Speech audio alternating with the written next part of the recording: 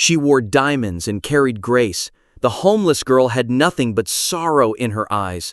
One cold glance united their fates. The First Lady offered help, unaware the girl she pitied was the baby she was forced to abandon, now standing before her, lost and forgotten by fate. Illyra Vance had spent years perfecting the role of First Lady, graceful, composed, untouchable. Every public smile was calculated, every speech crafted to inspire. Yet, as she stood just feet away from the trembling homeless girl beneath the underpass, her perfect world began to unravel. The girl flinched as Illyra approached, her fingers gripping the straps of her weathered backpack like a lifeline. She looked like she hadn't eaten in days, skin pale, lips cracked, clothes 2 sizes too big. But it wasn't just her condition that stirred something in Illyra's heart. It was her eyes, hazel like her own, and the shape of her chin, delicate and sharp, exactly like Illyra's when she was a teenager. "What's your name?" Illyra asked softly, crouching down despite the murmurs from her bodyguards. The girl hesitated, then muttered, "Raina? How old are you, Raina?" 17. Illyra felt her breath hitch. 17, the exact age her daughter would have been, the baby she had been forced to give up in a hospital room full of shame and pressure, back when Adam's political career had just begun and a pregnancy would have destroyed everything. She was told the child was adopted far away, that she'd have a better life. Illyra was never allowed to hold her, just one glance through tears, and then she was gone. Now, here stood Raina, starving, alone, wearing scars of a life no child should know. "Do you have family?" Illyra asked, voice breaking. Raina looked away. "Not anymore. Just got out of foster care. I age out next month." Illyra swallowed hard, a storm brewing behind her poised exterior. She felt like the earth beneath her heels was shifting. Behind her, aides whispered nervously. Cameras were beginning to flash from curious bystanders, a homeless girl and the president's wife. It would be on every news channel within an hour. "We should go, ma'am," a bodyguard said under his breath. But Illyra ignored him. She reached into her handbag, pulled out a hotel keycard, and handed it to Raina. "Go there, tell them Illyra Vance sent you. Eat, sleep, shower. I'll come see you tomorrow." Raina stared at the card like it was a trick. Why are you doing this?" Illyra smiled faintly, pain behind her eyes. "Because no one should feel invisible. Not today." But what Illyra didn't know was that the past she buried had already begun to dig itself out. That night, Illyra Vance sat alone in her private chamber, the world outside silent, but inside her heart, a storm howled. She stared at her reflection in the vanity mirror, tears rolling down a face the world called flawless, but beneath the pearls and politics, she was breaking. In a drawer lined with velvet, hidden beneath press clippings and event invitations, she pulled out a small silver locket. Inside was a photograph, blurred with time, of a newborn swaddled in pink, the baby she had never held. 17 years ago, she was just Illyra Monroe, a promising journalist in love with the brilliant tech mogul Adam Vance. Their future was rising, glittering, until the test came back positive. A baby. Adam had panicked. His advisors were ruthless. A scandal could destroy everything. They pressured her, promised the child would be given a good life. Illyra fought, but in the end her voice was drowned by the machinery of ambition. The day after the delivery, they told her it was over. The baby had been placed in a private adoption. No records, no way back. Now, 17 years later, Illyra was sure. The girl under the bridge, Raina, wasn't a stranger. She was hers. And she had grown up not in love, not in safety, but in shelters, cold nights, hunger, and loneliness. The next day, Illyra returned to the hotel suite. Raina was awake, hair still damp from a shower, eyes less guarded but still wary. Illyra sat beside her, trembling. "There's something I need to ask you," she said, voice cracking. "Do you know anything About your birth parents? Raina hesitated. Just one thing. I was left at the hospital. No name, no note. But she reached into her backpack, pulling out a small velvet pouch. Inside it was a hospital bracelet. The name faded, but still visible. Baby Girl Monroe. Illyra gasped, her fingers flying to her mouth. Monroe, her maiden name. She remembered writing it just once on the birth form before it was ripped from her hands. Tears flooded her eyes. She stood up shaking and dropped to her knees before Raina. I never left you because I didn't love you. I was forced. I've searched for you every day in faces, in crowds. I never stopped grieving. Raina stared at her. What are you saying?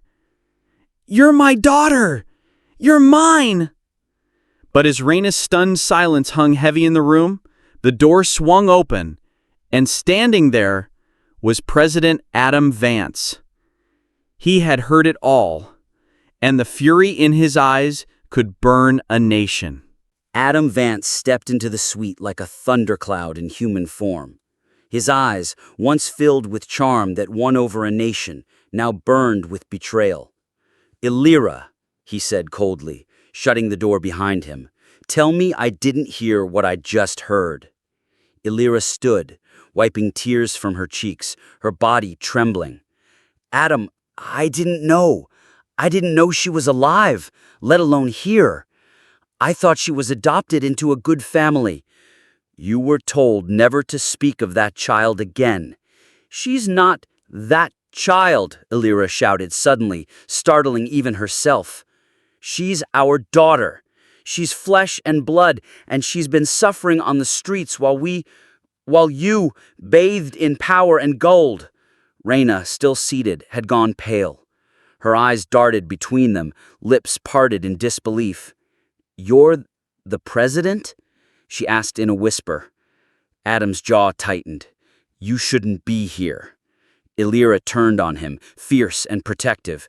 Don't you dare talk to her like that. She's done nothing wrong. Raina stood up slowly, her voice fragile. I never wanted anything from you. I didn't even know who you were. I thought she was kind. That's all I ever wanted. Someone kind. Adam ran a hand through his hair. This can't get out. If the media finds out I abandoned a child... You didn't just abandon a child, Illyra snapped. You abandoned your daughter. You threw her away like she was an obstacle. And now the world will know what kind of man you truly are. There was a long, tense pause. Adam looked at Raina.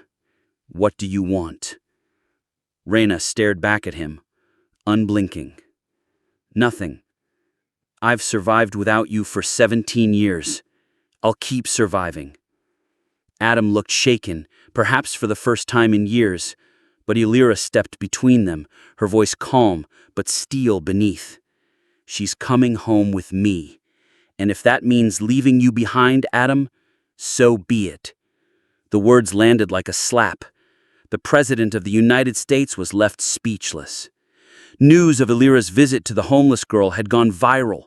The photo of the First Lady kneeling beside a teenager in rags was trending on every platform. And as rumors swirled, journalists uncovered inconsistencies in Raina's lost adoption case. One journalist, digging into hospital archives, found a sealed birth record. Mother, Illyra Monroe. Father, Adam Vance. The truth had found its way to the surface, and no wall of power, money, or lies could bury it again. The nation watched as the most powerful family in the country fractured under the weight of truth. Public sympathy flooded in for Raina, the abandoned daughter, the girl who had slept in bus stations and eaten from trash bins, who now stood with quiet dignity beside the First Lady. Illyra resigned from her ceremonial duties days later, not in disgrace, but in solidarity. At a live press conference, she stood beside Raina, holding her hand tightly. I lost her once because I was too afraid to fight back. I won't lose her again. The crowd erupted in applause. For the first time, people didn't see a First Lady in pearls. They saw a mother, broken and brave. But Adam Vance faced public backlash and brutal headlines. The president who erased his own blood. His approval ratings plummeted and impeachment whispers followed. Political allies distanced themselves. He had built an empire on family values, and now the world knew the foundation was a lie. But Reina never sought revenge. In interviews, she didn't speak with anger. "I never wanted their money," she said quietly. "I just wanted to know if I was worth remembering." That one sentence moved millions. Messages poured in from around the world, people who had been abandoned, mistreated, or forgotten. They saw themselves in her, and somehow her pain helped them feel seen. Months later, Illyra and Reina moved to a small coastal town, far from DC's noise. They opened a center for foster youth, not a charity built on pity, but on survival, healing, and truth. It was named Reina's Place. Inside its walls, the motto was painted in gold letters: "You are not forgotten." As for Reina, the girl who had once been invisible, she was now writing her memoir, studying social justice, and finally living in a warm bed, with the scent of her mother's cooking filling the air. Every night, Illyra would still look at her, sometimes mid-conversation, and whisper, "I'm so sorry." And Reina, no matter how many times she heard it, would softly reply, "I know, and I'm still here." Moral of the story: truth always rises, no matter how deeply it's buried. And love, when brave enough, can heal even the deepest wounds. Sometimes the family we lose returns when we least expect it, not to complete us, but to remind us we were never truly empty to begin with.